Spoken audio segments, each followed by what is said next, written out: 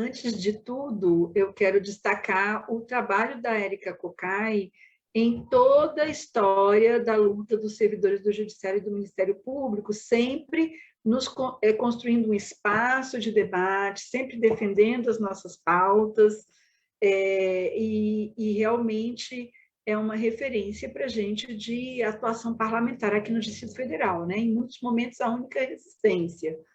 E eu queria começar aqui destacando, apesar de eu sempre me envolver principalmente na pauta geral dos servidores do Judiciário e do Ministério Público, queria destacar um recorte de gênero na reforma administrativa, porque nós sabemos o quanto é duro enfrentar o assédio moral e sexual em todos os setores, e não diferentemente de outros setores, no Judiciário e no Ministério Público isso também acontece, né?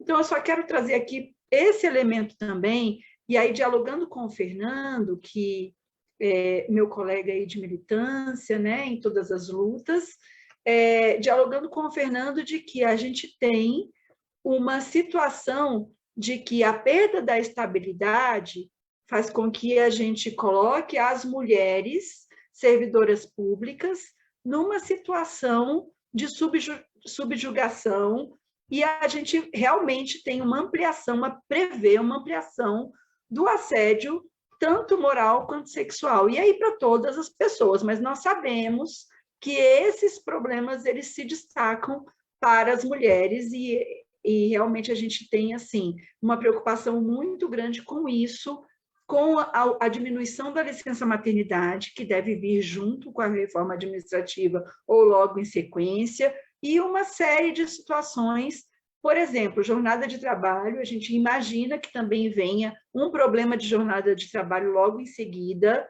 No nosso caso, que nós temos uma jornada que é normalmente uma jornada corrida de 7 horas, a tendência, na minha opinião, é que a gente tenha uma luta a enfrentar para defender a nossa jornada de trabalho também. Mas, voltando agora para o centro da discussão da reforma administrativa, é muito importante a gente olhar, por exemplo, eu trabalho no Ministério Público do DF Territórios, aqui no MPDFT, e nós fiscalizamos a falta de atuação, por exemplo, a falta de compra de vacina no Distrito Federal pelo governo ibanês. Nós fiscalizamos isso. Imagina o MPDFT, que tem a missão de promover a cidadania, de cobrar o GDF. Imagina o Ministério Público do DF, por exemplo, todo recheado de servidores sem vínculo com a administração, não concursados e que dependam da política para manter os seus empregos. Então, a gente vai ter uma desconstrução da atuação do Ministério Público no que ele faz de melhor, porque a gente sabe que os Ministérios Públicos do DF e os estaduais, eles têm uma atuação que aí é paralela com o órgão onde o Fernando Freitas trabalha, que é o Tribunal de Justiça, tem uma atuação que realmente precisa, a gente acredita, e aí eu falo aqui até em nome do Fernando e do Policarpo, nós defendemos que a nossa missão é promover cidadania, promover justiça social. Nós defendemos isso. É por isso que nós estamos nesses órgãos, né? Assim, a gente também é nosso emprego, claro, mas nós também acreditamos no que nós fazemos. E aí, como eu me considero uma servidora por vocação mesmo, eu gosto de ser servidora pública porque eu quero servir o público. E a gente vai acabar com isso. A reforma administrativa, ela tira, ela desidrata toda a principal missão do serviço público, que é atender, por exemplo, de forma igual a todos os cidadãos e cidadãs. Nós desidratamos isso, porque a gente vai ter isso que o Fernando e a Érica citaram, de que a gente vai ter um prefeito tirando o servidor público, porque ele tomou posse e ele quer colocar o povo dele, nós não vamos mais ter a preocupação com a prestação do serviço. E aí é na justiça e em todos os órgãos. E o mais interessante disso tudo é que a pandemia está acontecendo no mesmo momento em que a gente tem o debate da reforma administrativa. Aí, além do que o Fernando falou, eu acho que é importante destacar que o que hoje, a gente vê hoje até artista falando que defende o SUS. Quem é que ouvia muita gente falando que defende o SUS há 2 anos atrás? Isso não existia. Hoje todo mundo sabe que o que a gente ainda tem de alento para enfrentar a pandemia é porque a gente tem um sistema único de saúde. O que a gente pode olhar, e aí quando a gente vê, se a gente não tivesse a inoperância do Ibanez e do Bolsonaro, nós teríamos condições de já estar vacinando o DF inteiro. O Distrito Federal todo podia já estar tomando vacina contra a Covid-19 hoje, se a gente não tivesse tanta inoperância de Ibanez e de Bolsonaro, que são incapazes de compreender que é preciso priorizar a questão da saúde, e que só tem como priorizar a saúde, gente, com serviço público valorizado. Não tem como não valorizar o serviço público. E a pandemia está escancarando isso para todo o povo brasileiro. Não tem como a gente não entender o que tem de pedido de leito de UTI no Ministério Público hoje. Não dá para dimensionar, mas não tem UTI para colocar as pessoas. Os hospitais que estavam sendo adaptados, né, hospitais de campanha, foram desmobilizados e a gente não sabe o que aconteceu. Mas, enfim, o que a gente tem de pedido lá de vaga em UTI, mas não tem UTI para colocar as pessoas. E aí, o que acontece?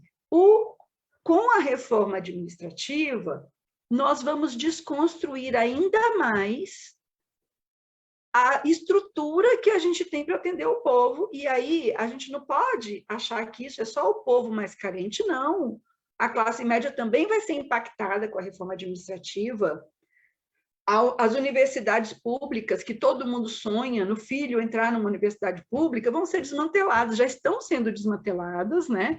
E com a reforma administrativa, elas acabam. A gente precisa ter essa compreensão, e o que eu entendo, a minha experiência ao longo dos últimos anos, militando, tentando ajudar a construir soluções para os servidores do Ministério Público, do Judiciário, servidores públicos federais de modo geral, a minha compreensão disso é que a gente precisa, sim, construir unidades. E aí a unidade de todo o setor público, de todos os servidores públicos, para enfrentar essa reforma. E contando com a deputada Érica Cocai, mas também com outros parlamentares aí que entendem a nossa necessidade de resistir, e principalmente tendo a clareza de que a nossa unidade precisa ser construída com muito diálogo. Nós precisamos enfrentar, neste momento, a reforma administrativa como resistência, sim, mas não é possível enfrentar a reforma administrativa sem unidade dos servidores públicos federais como um todo, também municipais, estaduais, distritais, aqui no DF, porque o impacto em todo mundo. Então, assim, essa é a minha contribuição inicial. Eu espero que nós possamos resistir bravamente, e acredito que a gente precisa acelerar um pouquinho na construção da unidade. Essa é a minha principal cobrança para os colegas que estão assistindo a gente, de que a gente valorize mais uma unidade nacional dos servidores federais, municipais, aqui no DF também, estaduais, porque se a gente não for por esse caminho da unidade para resistir, talvez a gente não consiga superar essa reforma administrativa. Então, o que eu queria colocar assim como mensagem aqui para a gente é que realmente a gente precisa aprender a construir a unidade. Nós precisamos construir lutas. O ponto da reforma administrativa, como foi a reforma da Previdência, a reforma administrativa mostra para a gente que nós precisamos construir a unidade de todas as esferas do setor público, de todos os poderes, e aqui nesse ponto eu quero destacar o Bruno, que está acompanhando aqui a live, que é um colega oficial de justiça do Tribunal de Justiça também, que o Fernando já destacou, mas que está hoje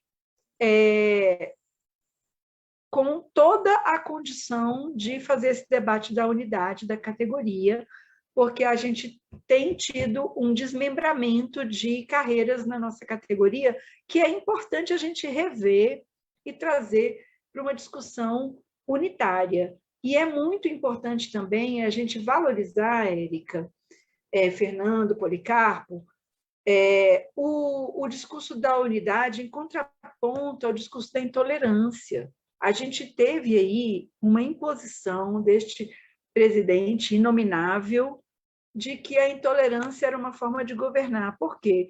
Porque já dizia lá Maquiavel de que a gente tem que dividir para conquistar. É isso mesmo que tentaram fazer com a gente, com os servidores públicos, com o povo brasileiro. A gente precisa, para barrar a reforma administrativa, nós precisamos fortalecer, muito além de barrar a reforma administrativa, o serviço público.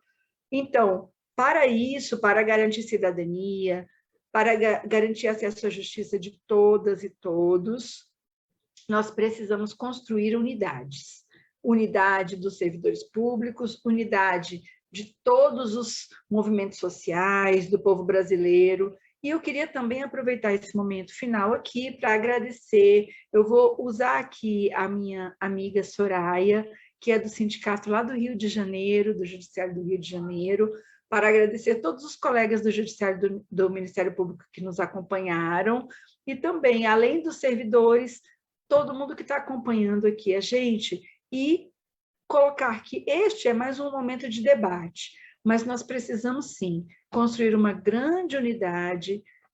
Na minha opinião, a Érica sabe muito bem centralizar esses momentos de que a gente precisa entender que nós estamos todos do mesmo lado, sim, a defesa do serviço público é a defesa do povo brasileiro, e isso a gente precisa ter como prioridade neste momento e como o grande mote de enfrentamento, sim.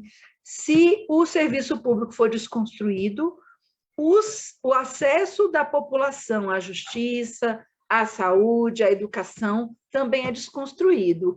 E é aí que eu deixo minha mensagem final de que a gente, sim, reforce uma unidade nacional, de todos os servidores do Judiciário, do Ministério Público, que são o foco aqui desse debate nesse momento, mas também os servidores do Executivo, do Legislativo, municipais, estaduais, enfim, também dos trabalhadores, trabalhadoras, da classe trabalhadora como um todo, porque nós precisamos, sim, nos unir para resistir e para avançar também. É possível avançar, se nós realmente entendermos a nossa força, a nossa capacidade de mobilização, que é grande, apesar da desconstrução que o discurso do Bolsonaro faz, nós podemos sim avançar bastante. É isso, gente. Espero que a gente possa, a partir deste momento e de outros momentos que a companheira Érica possibilita aqui para a gente um debate nesse momento, mas tem outros momentos, acompanhando o mandato da Érica, mas também a FENAJUF, que é muito importante na centralidade desse debate, que a gente possa resistir e avançar. E avante, vamos todos juntas, para novas vitórias para o povo brasileiro, para os servidores públicos, para os servidores do Judiciário e do Ministério Público.